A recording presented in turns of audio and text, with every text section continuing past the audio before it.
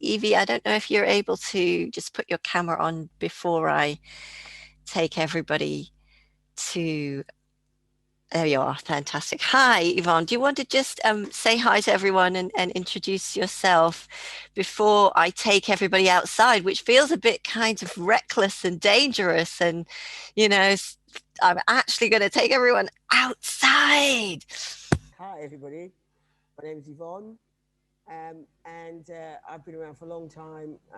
I'm generally speaking classed as a community promoter, but I have a real sort of heavy duty interest in queer history. I like history, full stop. So listening to EJ's story, that character came up in my research.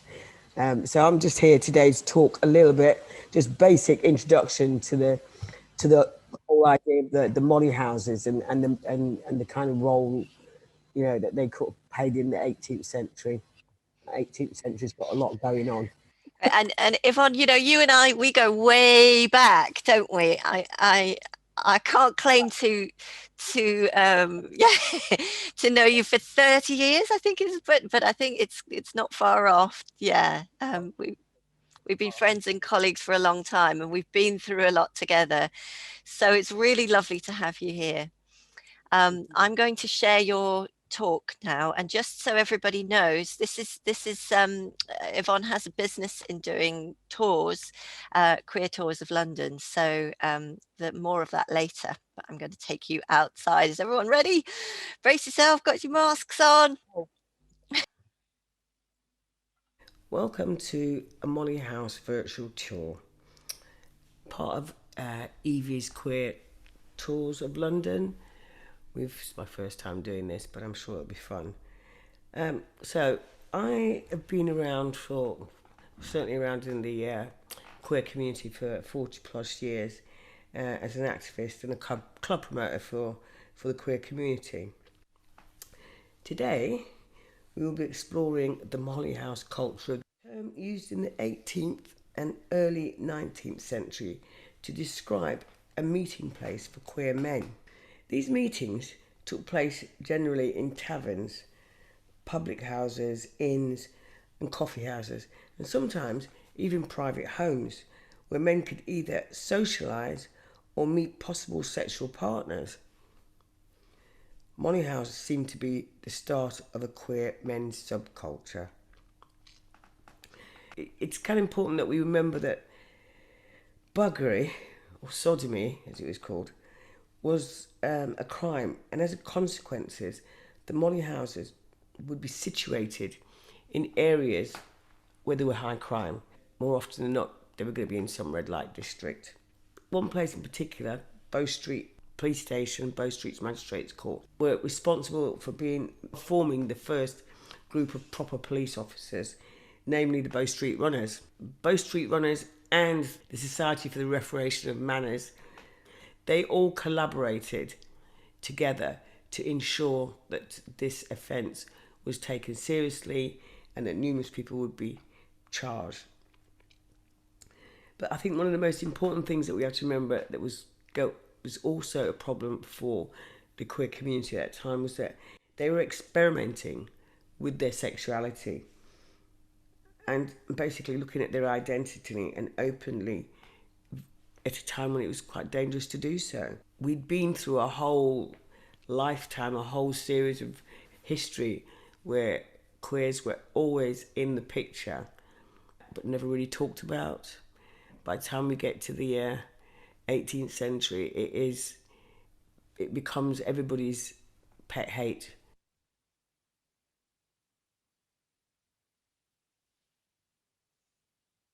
So where were these molly houses? Holborn, Moorfields, Lincoln Inn Fields, bogs, stroke toilets, just in case nobody knows what a bog is. St James's Park, Whitechapel, Covent Garden, just to name a few. Covent Garden, well, it is one of the most popular red light districts of the 18th century and early mid 19th century. A vibrant area, visitors came to Covent Garden all the time, and they included royalty, nobility, tourists, business travellers, traders, beggars, and street hawkers. A veritable feast of different types of people. It was packed with theatres like the Royal Opera House and the Drury Lane Theatre and many other smaller theatres. And in the midst of all of that, we had a thriving fruit and veg market. It allowed the money houses to exist under the radar. The other thing that Covent Garden had going for it was its close proximity to the Lincoln's Innfield bogs. Now, probably one of our first set of public toilets was in Lincoln's Innfield, but became known as one of the main sodomites' walk. And in our term, we'd call that a popular cruising area. Covent Garden had all this buzzing going off and clear links to like a larger population of queers. But one of the other interesting things about Covent Garden, and particularly around the piazza where the fruit market was, at night time it seemed to come alive, and there's much evidence to suggest that there were black men in the area who were prepared to offer their bottoms. There were 17 police raids around the short space of London. I've got the story of 3 different ones, but all within close vicinity of each other. One of my first ones is Cock Tavern. Cock Tavern, it's not there anymore, but it used to be on Bow Street, virtually opposite the Royal Opera House. The venue was owned by a woman called Oxford Lane, and she had a room upstairs that was kind of, for private events. And she had let this room out to a private party, which contained 2 sirs and 2 lords. But they happened to get absolutely battered, completely drunk, and were on the balcony of the pub, committing all sorts of lewd acts. The public wanted blood. They were not happy at what they were seeing. The religious group that were there would encourage them to try and batter the bar down. The 4 gentlemen were arrested, and all we do know is that one of them was fined £500, which was a ridiculous amount of money, but was no doubt some kind of serious bribe. Oxford Lane, the woman that owned it, was fined and jailed for running a house of disrepute. Another such place was Tottenham Court Road, where we have a molly house that was run by a black man called Julius Caesar Taylor. Don't think we're related. He was probably a free black slave who was very, very gay. He was actually jailed twice for the same instance of running a disorderly house. His molly house centred around queer men who enjoyed cross-dressing. Visitors would be given a drag name or a female name and then have a glass of gin thrown at their faces. Taylor was arrested, found guilty of having indecent relations with another man, which is slightly minor offence than sodomy. One of the most famous raids was that of the Mother Clap Molly House. It was based in Holborn, in Field Lane. Her house was popular during the 2 years of its existence, 1724 to 1726, and it was well known within the queer community. She cared for her customers and catered especially for the queer men who frequented it. She was known to provide beds in every room of the house and commonly had 30 to 40 of these men in the house every single night of the week. It was not a brothel. Clap's intention seemed to genuinely to be caring to her customers. However, in 1726, the house was raided and 40 people were arrested, including herself. She was charged and was sentenced to stand in the stocks, got a fine and 2 years in jail. The 40 men that were arrested, 3 of them were hung as the case for sodomy was proved against them, and the rest were fined, jailed, or placed in the stocks. So to conclude, molly houses were our first openly queer venues. Despite queerness being around from the beginning of time, but never discussed or given too much thought, By the 18th century, there was a campaign to stop its public growth. It was the start of queers fighting back. By 1861, the death penalty was stopped, but it was still illegal to commit sodomy. I hope that's given you a basic insight into the history of Amolly House. I'd like to say thank you for joining me on this tour, and I hope to see you at some of my other tours.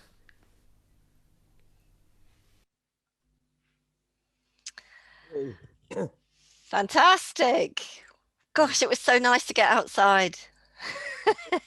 It was freezing that day, but I took my nephew with me, so that helped. It, Yeah, it looked cold, I have to say. It yeah, was before spring. yeah. It's an interesting way to do it. Is it? As I do tours, it was difficult for me to kind of try and do this a visual thing for or social media. So yeah, I but thought it worked really well. I mean, like I say, it was really nice to get outside and just and it felt very different from watching a video yeah, of somebody. It was because you were, you know, taking us through your tour as yeah. you would have experienced it, Is that the route that you normally take? Well, it's part of the route. As I mean, the thing I do is about an hour and a half, and we start sort of Covent Garden tube station.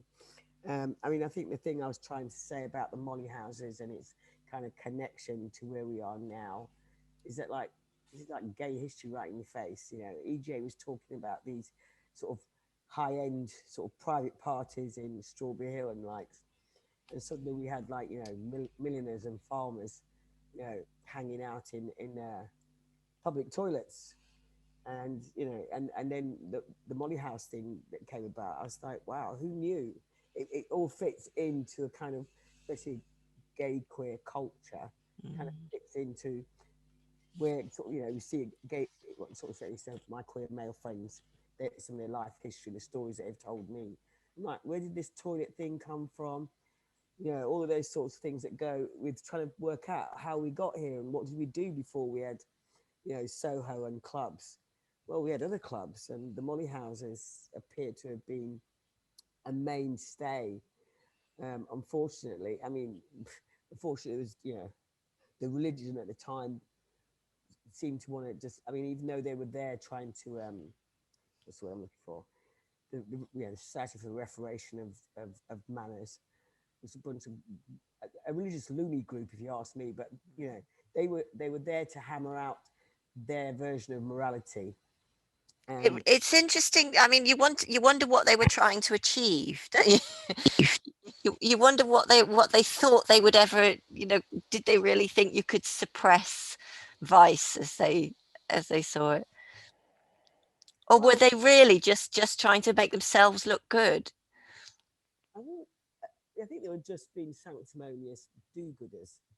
It wasn't that they were just persecuting the queer community at the time.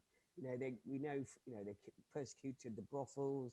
You know, the useless, the drunks coming out of the gin palace. They objected to anything that meant that, especially like on a Sunday. You know, whenever you should have been in church. Mm, Um, I think they were like all religious, religious zealots.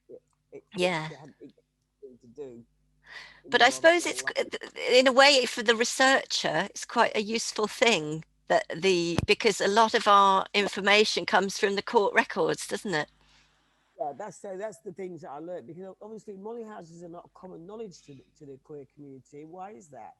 Because until somebody went and landed themselves at the Old Bailey and Bow Street's Magistrates Court to check out, and here we've got this whole history of things going off.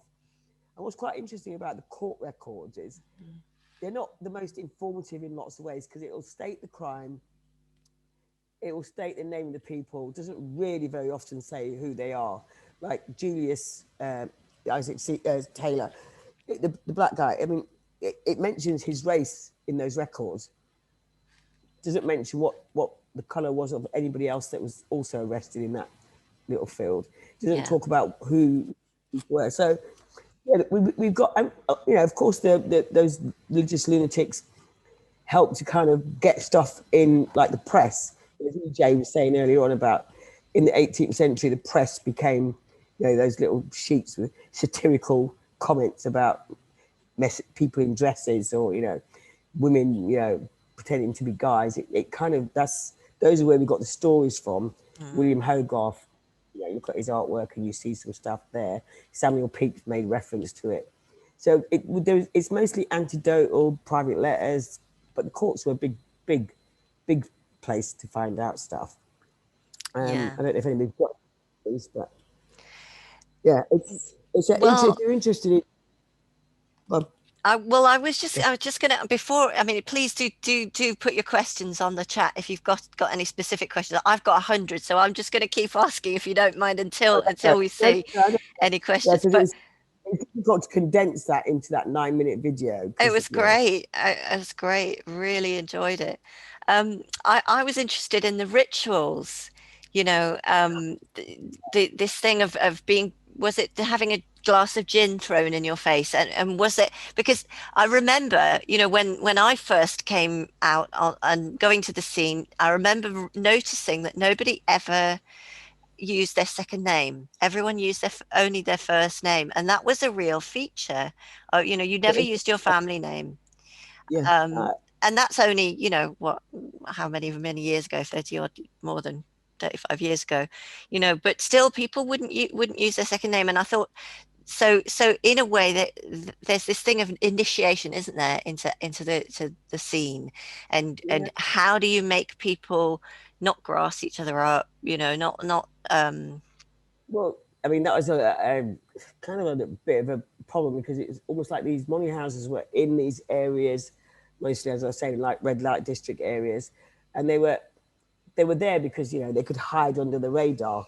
However, if a couple say they've been going to a particular molly house forever and a day, and then, as does happen, they break up, or the threat of them about to be revealed would mean that they would collaborate with the police and this religious mm, group, you know. But most of these molly houses were kind of like somewhere for what I would call mostly the ordinary gay man, does he's a trader, he does horseshoes or whatever it is. But they would frequent these places, and very much the men that were using them were kind of almost reenacting a heteronormative kind of life. They would enter these places as to meet other people. Some blokes had preferences for the more feminine side, and they would do things like arrange a temporary marriage, or somebody would pretend to be pregnant, would come in dressed up as a pregnant woman, and they reenact this whole thing of a family gathering. So other members would be brothers and sisters and stuff like that. It's a ritual yeah, then. it's a Yeah. ritual, yeah, and it's like Mm, people, and so when we were talking, I was talking about the place in Tottenham Court Road. You couldn't really enter this place. It seems like without the right attire, which it was basically the cross dressing thing. And part of that ritual was like if you came in, you got a drag name, you know, it, Dusty Doris or whatever, but you got a name. So that the ritual was quite an important thing, and it wasn't, often these rituals were part of a trying to make themselves into a community. So the idea that everything was a brothel or it was all about the sex. Yes, there was sex there. That was part of a ritual, but there was a whole. It wasn't like they went into these places. They may have well been looking for sex, but they didn't really pay for it. They kind of like bought a drink, commented on your dress, and yeah. the rituals were important. I mean, like I said, nobody had a surname when we were hanging out. I had a surname because there's about 15 Yvonnes. So I always used to just go, my name's Yvonne Taylor. But the ritual side of it is also a bit more difficult to ascertain, mainly from pictures and these satirical, sometimes Mm, often very nasty sort of write-ups about, and they'd be all around the coffee houses before, the Molly House had closed down. Yeah. Yeah. We've had a comment here from Fiona saying that I wonder how many of the magistrates themselves would have been frequenting the Molly houses. Okay, so when I was doing my research, I found it really interesting that like most of like where our inns of courts are, all have some sort of history of cottaging and public toilet usage all around areas. Lincoln's Inn Field, Middle Temple, which is kind of like Holborn, and you kind of wonder, well, what was that about? I mean, Covent Garden was built as a affluent, as upwardly mobile area. I don't really want to know what happened, but suddenly it became quite a area of sin. I mean, and kind of go all near the courts, all near the magistrates' courts, all close to most of the the courts, the inns of courts, what are they called? Yeah. So Temple, Lincoln's Inn Field. I'm astounded and kind of like, I wonder if you paid to keep a magistrate in your pocket somehow. Well, this is, we're talking about Molly houses. Prior to the Molly houses, people just did that sort of thing in private homes, and of course, Lincoln's Inn Fields. Probably, if we went and checked the records even deeper, there'd be a fair few magistrates, like the two lords and the two sirs. That, So how would you find them then if you were looking for this world? How would you find it? Do you know? How would we find what the Then, so if you were a gentleman who liked gentlemen, for example, how would you find a Molly house?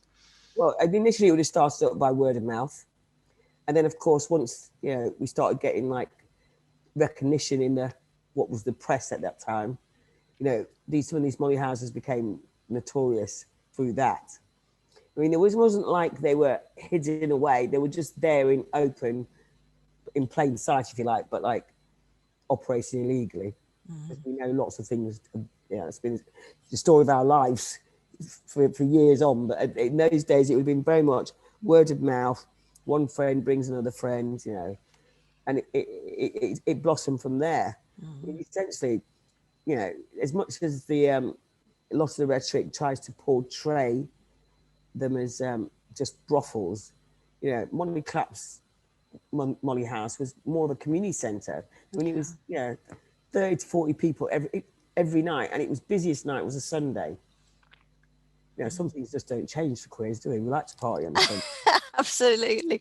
And we're going to have to conclude shortly, but just one more burning question, which is you mentioned that there were you found various black Molly houses, or were they Molly houses that were No, it wasn't. Sorry, maybe I did not make that clear. They were clearly black Molly houses, because at that time we had an influx of black people in this country through the slave and trading and all that, and then we had the different markets.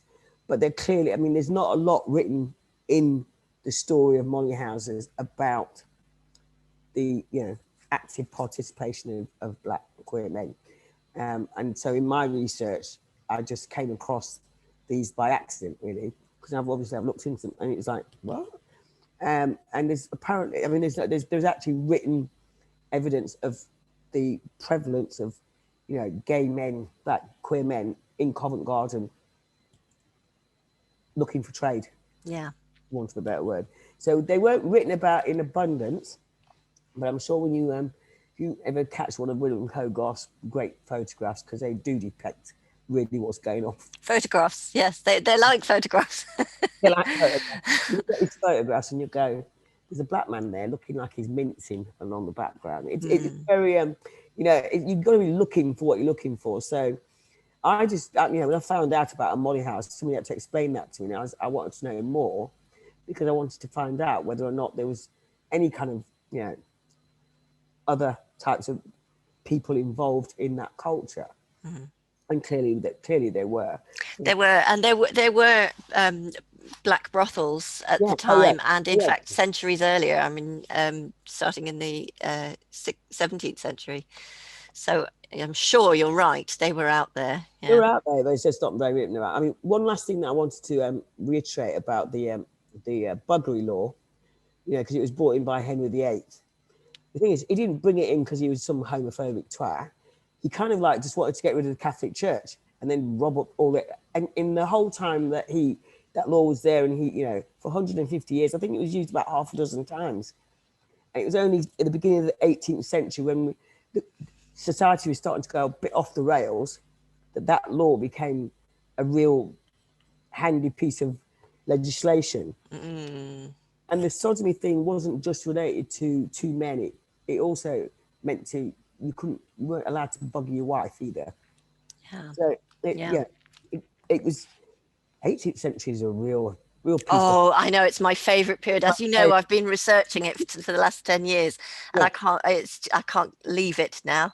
No, I can't either now. I don't even know it's just amazing.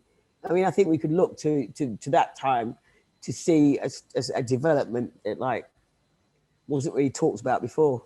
But I have to say, if I could time travel, I'd be there.